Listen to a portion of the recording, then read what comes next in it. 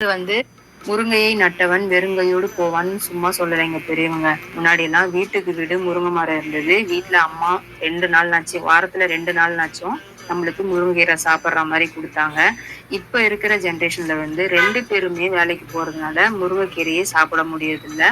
அப்படி கிடைச்சதுன்னா நீங்க வீட்டுல வந்து சூப் மாதிரியும் எடுத்துக்கலாம். அப்படி இல்லைன்னா கீரை கடைஞ்சி சாப்பிட்ற மாதிரியும் எடுத்துக்கலாம். இல்லை பொரியல் மாதிரி செஞ்சு எடுத்துக்கலாம். வாரத்துல 2 நாள்னாச்சு முருங்கைக்கீரையை சாப்பிடுங்க.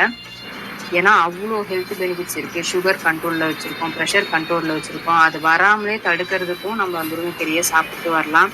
அப்படி செய்யவே முடியலைங்க, எங்க ஏரியால கிடைக்க மாட்டேங்குதுங்க முருங்கைக்கீரையே அப்படின்றவங்க முருங்கை பொடியாகவும் யூஸ் பண்ணிக்கலாம். நம்ம கிட்ட வந்து முருங்கைக்கீரை பொடியும் கிடைக்குது. முருங்கைக்கீரை இட்லி பொடி சாத பொடியும் கிடைக்குது. இட்லி சாத பொடி வந்து நல்லெண்ணெய் ஊற்றியோ இல்லை நெய் ஊற்றியோ நம்ம சாப்பிட்டுக்கலாம். வேணுங்கிறவங்க ஆர்டர் பண்ணிக்கலாங்க.